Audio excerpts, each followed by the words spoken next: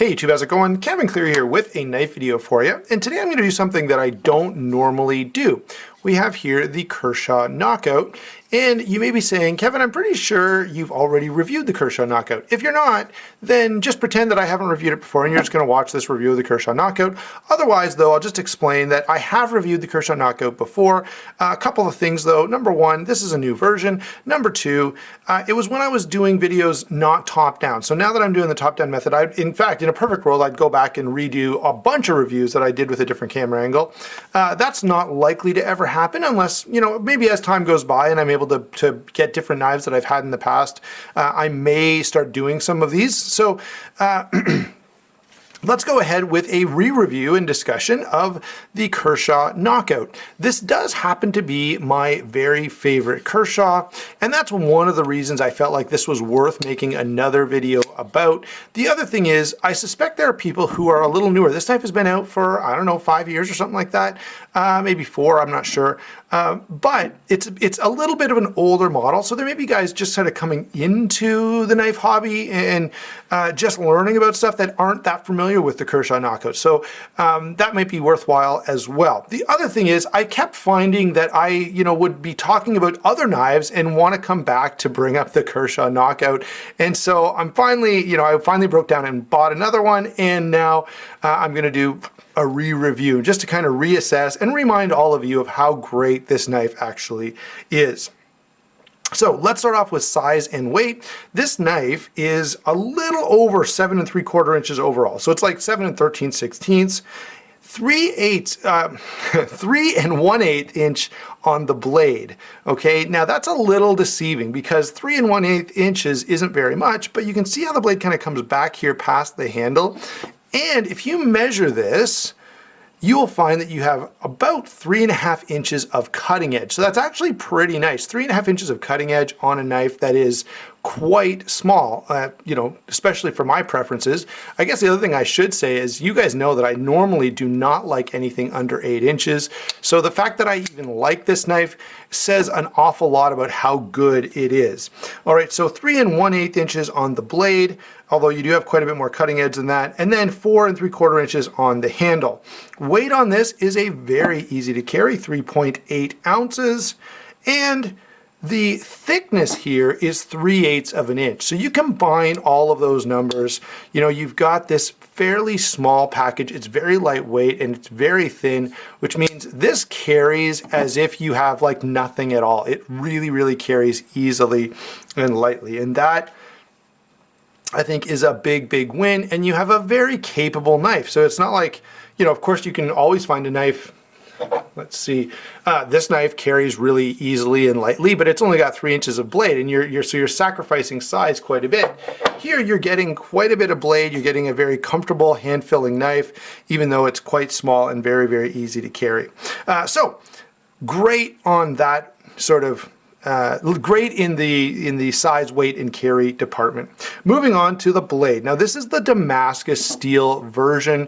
It's not the prettiest Damascus I've ever seen, but it's from Kershaw, and this is meant to be a user, so I'm not too concerned about it. I may actually look into filing this down and retreating it to bring back the Damascus. Like once you file this, you're going to lose that, but you can retreat it to get it back, just because the finish is a little rough. So anyway, I may do something with this blade. We'll see. And if you're very familiar with that kind of thing, go ahead and comment down below about some of the things I may do to fix that up. I do like this one thing about the blade, and that is there's no thumb studs on this particular version. There are thumb studs on the regular version, and I'm not sure about the LMAX. So I will say this, it's nice not having them because they were kind of in the way a little bit, so it's nice to see that they've dropped the thumb studs on this particular version. In terms of performance on this blade, obviously the Damascus, I'm not sure what steel it's kind of built around, but performance though has been pretty nice. I've got a fair bit of use on this and I really can't complain that much. It's held its edge pretty well. In fact, it's at a point, I've done enough cutting with it, it should be getting kind of dull, but it's actually very, very sharp still. So that's pretty nice. nice. I do like the fact that the swedge ends so that I've still got a little bit of real estate for my thumb. This is nice and thin behind the edge, tons of belly.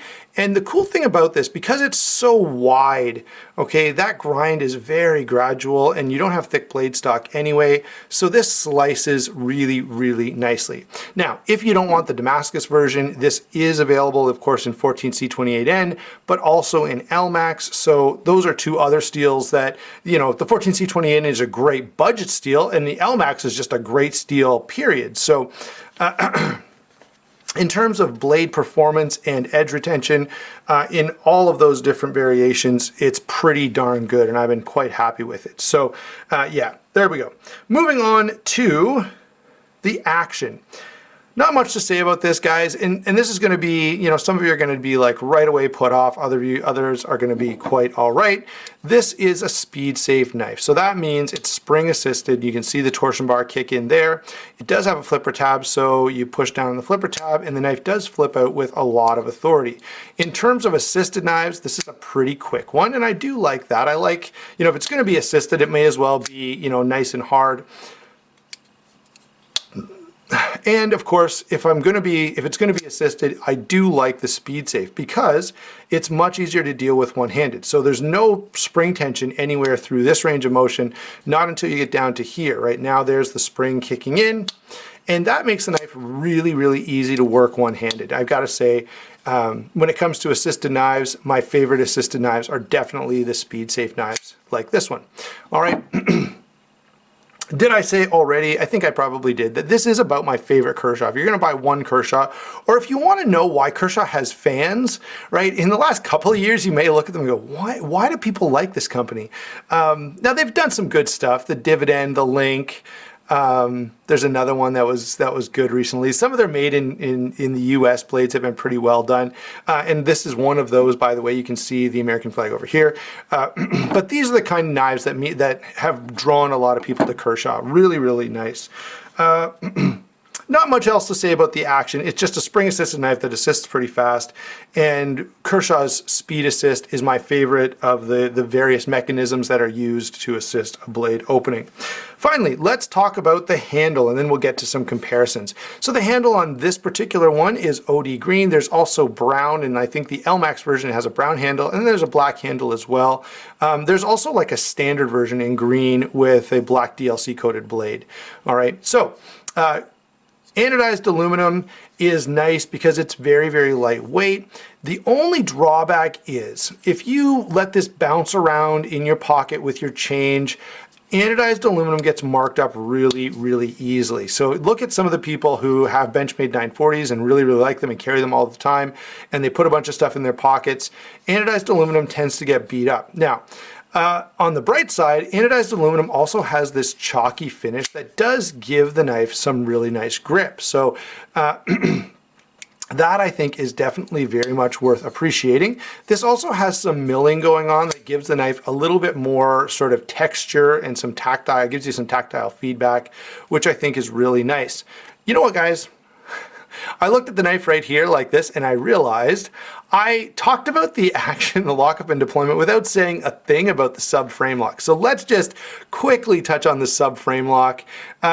This will combine sort of handle construction and lockup and deployment. So what you have here is an aluminum scale, but inside it's got this piece of steel attached. So you end up having a steel lock bar in an aluminum handled knife. And it's a really, really nice way to achieve a really good, strong, reliable lock bar in a handle that's very lightweight. Okay, I think you can well imagine that if this was all stainless steel, this would be a pretty heavy knife, but by doing it in aluminum and then just screwing, and you can see the screws under the clip there, there's the screws for the lock bar, you end up having a lightweight knife, and still you get the benefits of a steel frame lock, which is really cool. And of course, you guys know Microtech and Kershaw had a big fight about this recently. So That is the Kershaw Subframe Lock. It's a nice lock. It's cool. I do actually like the look of the lock side on this knife as well. Now, let's get back to my handle discussion. The handle is good in hand. It's very comfortable. It's quite thin, but it's wide enough and it's thick enough that it doesn't, you know, some really, really thin knives end up kind of cutting into your hand in weird ways. This one doesn't seem to do that. It's pretty nice. In reverse grip, again, it's equally good, and it does have that nice natural curve for your thumb. In a draw cutting grip, either, you know, especially down, let's say you're reaching out to cut a box or something like that, not great. In this kind of grip, it's a lot better. You can sort of, if you're coming up inside of something and cutting it out, yeah, that works well. All right, so ergonomics, I think, are pretty darn good. I could maybe deal with this flat portion being a little longer, or a little bit of jimping here would also be appreciated, but it's not, you know, it's not the end of the world. Let's see. Oh, we've talked about aluminum backspacer there, Torx construction, movable clip, although it's only movable from, so right side tip up or tip down, or left side tip up. There's no left side tip down carry. All right, it is Torx on the pivot, so you can adjust this. And I did have to adjust this a little. Out of box, it had some slight side to side play. I adjusted that out. And one testament to, you know, the quality of the knife is I didn't put it in Loctite or anything. I just adjusted it till it was where I wanted it, and it hasn't moved since then. So I definitely think that is a good thing. Okay. Let's get to some comparisons here. This is one of the parts of the video that everyone seems to love. I don't have many other Kershaws, but I do have the ZT0909. So there is that if you want something a little more high-end. Now, total contrast, okay, this is a tank compared to this, but it's the only sort of flipper Kershaw that I had, so I thought I'd throw it in the video. Some more similar knives, though. There we go. Take a look at these three. Very similar in size. This guy does a little better than both of these in terms of cutting edge. And that, I think, is something that's one of the things I really appreciate. Obviously, it doesn't have the choil here, but I find the way the handle is on this knife, you still end up feeling like you've got a lot of control over that without having this choil where you can sort of choke up there. The other thing is this knife is pretty budget friendly, so probably priced a little less than the American Lawman in the 14C28N. In the LMAX, it's going to be probably close to these two in price point. With the Damascus steel, I think it was like $115 or something like that. So that's where it lands in terms of price. So these are very comparable knives, okay? Not only in size, but in weight, in shape. You know, there's a lot of stuff here. This one is going to be a little thicker and maybe therefore a little more comfortable in hand, but not a whole lot. What else have we got here? Let's grab the two that we pretty much put in every video. Here is the Rat Model 1. Okay, so you can see it's a pretty short knife, but notice the cutting edge. You're still getting almost as much cutting edge as the Rat Model 1, which is something to be appreciated.